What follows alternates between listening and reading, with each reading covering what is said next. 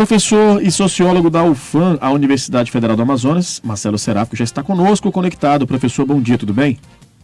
Bom dia, Rafael. Bom dia, Diene. Bom dia, ouvinte. Tudo bem?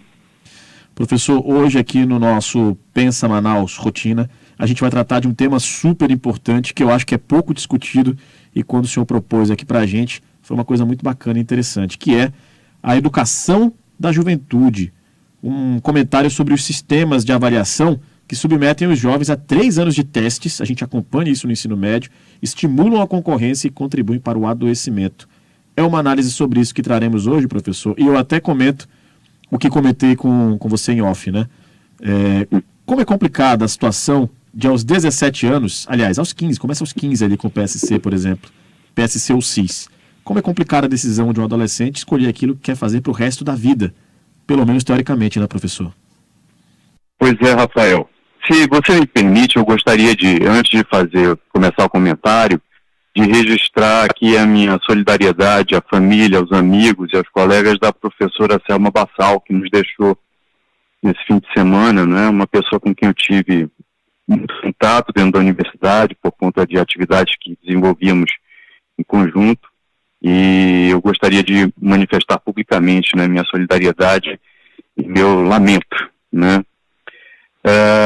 Quanto ao tema, veja só, todos aqueles que somos pais, eu sou pai de uma criança de 11 anos, um menino, e de uma mulher de 20 anos, minha filha está na universidade, né, meu filho ainda está na escola, mas dentro da universidade eu acabo tendo contato com muitos jovens, nesse semestre em particular, eu ministro uma disciplina, são 3 disciplinas para o primeiro período, e digamos assim, que emergiu para mim uma questão que era doméstica, principalmente, ainda que eu viesse tateando, né, alguns estudos para entender o que é a educação hoje, como ela se dá, e na universidade nós acabamos discutindo muito essas coisas, e me senti muito provocado a falar sobre o tema, Rafael, porque eu acabei assistindo uma série sobre a educação em Taiwan.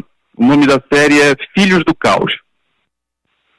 E vi que a série traz muitos debates que vêm se dando dentro da sociedade brasileira, entre especialistas, né, entre não especialistas também, que remetem para isso que você descreveu no início, né? Quer dizer, nós temos um sistema educacional, hoje, que ele é fundado, eu diria que em 2 pilares. O primeiro deles é um autoestímulo à concorrência e ao ranqueamento. Ou seja, os jovens vão sendo educados desde muito cedo para concorrerem entre si, porque essa concorrência redundará no futuro numa colocação que os situará de maneira um pouco melhor, um pouco pior, dentro dos processos seletivos, que são os continuados que existem em praticamente todas as universidades hoje, né, e as seleções via Enem. Então, veja só, esse sistema, que tem a sua racionalidade, tem levado muitos jovens a muito cedo na sua vida passarem a sofrer pressões que vêm da família, da escola, né, e, num certo sentido, do conjunto da sociedade, porque se trabalha muito com a ideia de que o jovem tem que escolher logo se não uma profissão, uma área de conhecimento, né? E ao escolher essa área de conhecimento, ou no processo que vai escolher, ele acaba experimentando também uma outra pressão, que não é só pelo bom desempenho, mas é por escolher áreas que são mais valorizadas, em geral, pelos pais e pelas escolas, e eu falo aqui particularmente das escolas privadas, né, porque parece que nas escolas públicas ainda há maior liberdade. Mas dentro das escolas privadas de Manaus, há uma hipervalorização de determinadas carreiras, como, por exemplo, a do direito, a da medicina e das engenharias. Eu diria que particularmente a engenharia de computação e civil. Quer dizer, essas continuam a ser, isso é curioso, né, profissões, digamos assim, que conferem ao sujeito status. Mas qual é o problema? Quer dizer, eu acho que são vários problemas. Quer dizer, os jovens vão sendo ajustados a essas expectativas, a eles é cobrada uma conduta que os leva a quase que exclusivamente estudar, como se a vida e o processo de socialização não envolvesse atividades artísticas, atividades esportivas, não envolvesse a frequência a outros espaços e a outros conteúdos que não apenas aqueles relativos a processos seletivos. Então, disso decorre uma outra questão, que é boa parte das escolas acabam se ajustando a esses processos seletivos, né, e usando como principal critério para avaliação do seu próprio papel o número de aprovados nesses processos seletivos. Então elas vão sendo levadas a tratar o conhecimento como uma coisa meramente instrumental. E essa instrumentalidade é muito reduzida, porque ela se esgota no momento da aprovação numa universidade. Muitas vezes os jovens e várias pessoas se questionam corretamente acerca do sentido do que estão aprendendo na escola para suas vidas. Veja, esse questionamento alguns traduzem como se fosse uma forma de dizer que algumas disciplinas são dispensáveis. Não me parece que se trate disso. Na verdade, em geral, o problema tem a ver com o modo pelo qual as disciplinas são ministradas.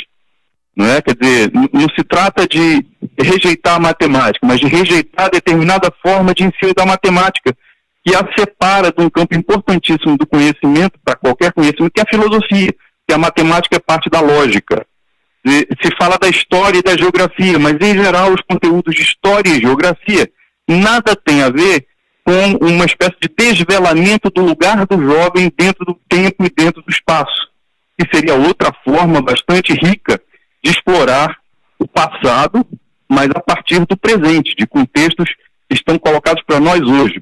Quer dizer, tudo isso revela uma espécie de anacronismo do processo formativo, né, que vai sendo cada vez mais acelerado, cada vez mais soa como um peso, né, e, ao mesmo tempo, um mercado de trabalho que não promete grandes salários para todo mundo que se forma.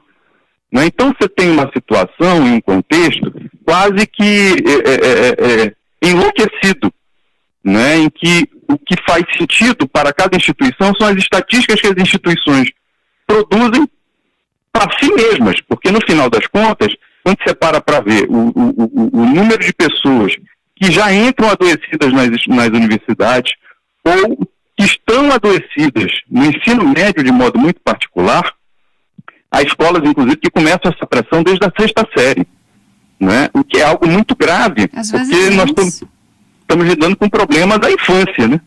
Às vezes também. Antes, professor. Crianças já sendo pressionadas. Isso, Diene. Crianças muito cedo já sendo, digamos assim, socializadas num ambiente de alta concorrência, desempenho, e estudando 9, 10 horas por dia, não é, para satisfazer isso. Se esperar que em algum momento todas as privações decorrentes dessa lógica apareçam. E provavelmente, se não aparecerem na própria infância, aparecerão na juventude ou mesmo na fase adulta. Eu ia perguntar exatamente isso. Quais as possíveis consequências para esse jovem aí no futuro, né? Depois que ele já estiver ali na universidade ou no mercado de trabalho? Sim, eu acho que tem tanto o adoecimento quanto possivelmente frustrações, né? Porque veja, o mercado de trabalho é esse ser enigmático que, por conta inclusive das várias inovações tecnológicas que vêm ocorrendo, se metamorfoseia muito rapidamente, né? Então, mesmo do ponto de vista objetivo, de uma formação muito boa, você encontrar uma vaga no mercado de trabalho que remunere o seu trabalho pela formação que você teve é algo raro, é algo incomum. Então tem uma discussão e um debate que é feito como se ele fosse um conjunto de fragmentos, né? Então cada instituição que participa do processo, né, se ufana de ter atingido certos indicadores, né? Então a escola diz, eu formei não sei quantos para medicina, para direito, etc. A universidade diz, nós formamos todo ano tantas pessoas, etc.